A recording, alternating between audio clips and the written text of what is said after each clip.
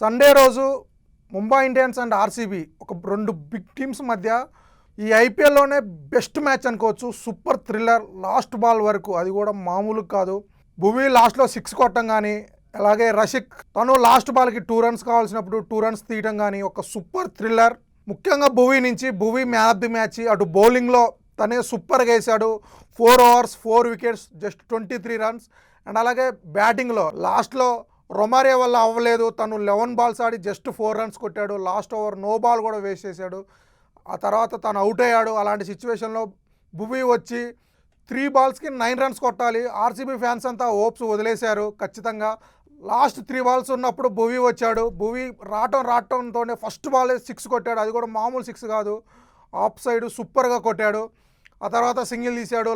Last 1 balకి 2 runs కొట్టాల్సిన సిచ్యువేషన్లో రషిక్ గ్రీజ్లో ఉండటంతో గెలుస్తుందా లేదా అనుకున్నారు. కానీ రషిక్ సూపర్గా దాన్ని టైమింగ్ చేసి ఆ బౌలర్ ఫీల్డింగ్ మిస్ చేయడంతో తను 2 రన్స్ తీశాడు.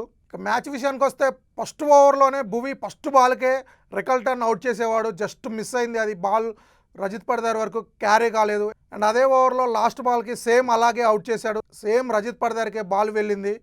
ఇక తర్వాత నెక్స్ట్ ఓవర్లో రోహిత్ శర్మ రెచ్చిపోయాడు, సూపర్గా కొట్టాడు.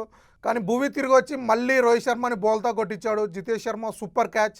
అండ్ ఆ తర్వాత వచ్చిన సూర్యకుమార్ యాదవ్ ఫస్ట్ బాల్కి గోల్డెన్ డక్ అయ్యాడు. భువీ బ్యాక్ టు బ్యాక్ బాల్స్లో సూర్యకుమార్ యాదవ్ని రోహిత్ శర్మని ఇద్దరిని అవుట్ చేసి ముంబైని కోలుకోలేని దెబ్బతీశాడు. ఆ తర్వాత నమర్దార్ అండ్ తిలక్ వర్మ ఒక మంచి పార్ట్నర్షిప్తో ముంబై ఇండియన్స్ని నిలబెట్టారు. చాలా బాగా ఆడారు వాళ్ళు. 80+ పార్ట్నర్షిప్ ఇచ్చారు. ఆ తర్వాత నమర్దార్ 50 మిస్ చేసుకున్నాడు. తిలక్ వర్మ మాత్రానికి సూపర్గా 50 కొట్టాడు. ఇద్దరు కలిసి టీంకి ఒక గౌరవప్రదమైన స్కోర్ ఇచ్చారు. 166 కొట్టారు. ఆ తర్వాత బ్యాటింగ్ దిగిన ఆర్సీబీ ఫస్ట్ ఓవర్లోనే విరాట్ కోహ్లీ డక్అవుట్ అయ్యాడు. బ్యాక్ టు బ్యాక్ డక్స్ తనకి. ఆ తర్వాత వచ్చిన పడికల్ కానీ రజిత్ పడిదార్ కానీ ఎవ్వరూ నిలవలేదు. బ్యాక్ టు బ్యాక్ అవుట్ అయ్యారు వాళ్ళు. అండ్ ఆ తర్వాత వచ్చాడు కృణాల్ పాండ్యా సూపర్గా ఆడాడు. తన కెరియర్లోనే బెస్ట్ ఇన్నింగ్స్ అనుకోవచ్చు, అంత సూపర్గా ఆడాడు.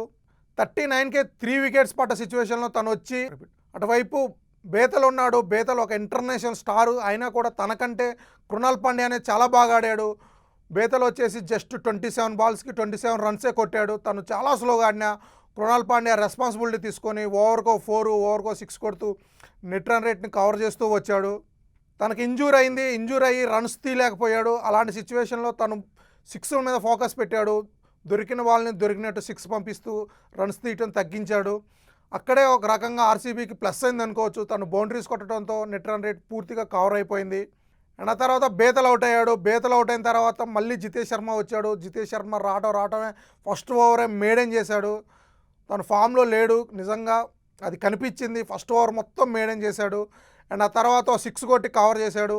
అండ్ అలాగే నెక్స్ట్ ఇంకో ఓవర్లో బ్యాక్ టు బ్యాక్ 6లు కొట్టి మళ్ళీ ఇంకో 6 ట్రై చేసి అవుట్ అయ్యాడు. తను ఈ ఐపీఎల్ సీజన్లో మొత్తం చూసుకుంటే ఈ మ్యాచ్లోనే కొంచెం బెటర్ పర్ఫార్మెన్స్ అనుకుంటా. 10 బాల్కి 18 రన్స్ కొట్టాడు.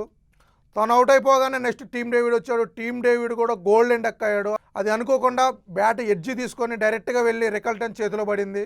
అక్కడి నుంచి మళ్ళీ ఆర్సీబీకి దెబ్బ పడింది. ముంబై గేమ్లోకి వచ్చింది. ఆ తర్వాత వచ్చిన రొమారియో అయితే తను ఫామ్లో లేడు, వర్స్ట్గా ఆడుతున్నాడు సీజన్. ఈ మ్యాచ్ అయితే ఇంకా వర్స్ట్గా ఆడాడు. 11 బాల్లో లాస్ట్ 3 ఓవర్స్లో బ్యాటింగ్ వచ్చి తను 11 బాల్కి 4 రన్స్ కొట్టాడంటే ఎంత వర్స్ట్ పర్ఫార్మెన్సో. అందులో ఒకటి మళ్ళీ ఫ్రీ హిట్ కూడా తను సింగిల్ మాత్రమే తీసాడు. అంత వర్స్ట్గా ఆడుతున్నాడు. ఒక రకంగా లాస్ట్ ఓవర్లో తను అవుట్ అవటం ఆర్సీబీకి ప్లస్ అయింది అనుకోవచ్చు. తను అవుట్ అయిన తర్వాత భువీ వచ్చి 6 కొట్టి మ్యాచ్ని గెలిపించాడు. ఇక ఈ విన్తో ఆర్సీబీ నెంబర్ 1 ప్లేస్కి వెళ్ళింది. అలాగే ఈ ఓటమితో ముంబై ఇండియన్స్ ఇంటికి వెళ్ళిపోయింది. ఇక మిగిలిన అన్ని మ్యాచ్లు గెలిచినా కూడా ముంబై ఇండియన్స్కి ఛాన్స్ లేదు. ఈ సీజన్ ముంబై ఇండియన్స్ కథ ముగిసింది. ఇక అలాగే ఆర్సీబీ చూసుకుంటే నెక్స్ట్ 3 మ్యాచ్లు చాలా టఫ్ మ్యాచెస్. అందులో ముఖ్యంగా టాప్లో ఉన్న 2 టీమ్స్తో sunrisers Hyderabad and Punjab kings 2 మ్యాచ్లు ఉన్నాయి. ఆ 2 మ్యాచ్ల్లో ఒకటి గెలిచినా వాళ్ళు టాప్ 2లో ఉంటారు. చూడాలి మరి ఏం జరుగుతుందో, ఆర్సీబీ ఎలా ఆడుతుందో, టాప్ 1లో టాప్ 2లో ఉంటుందా లేదా.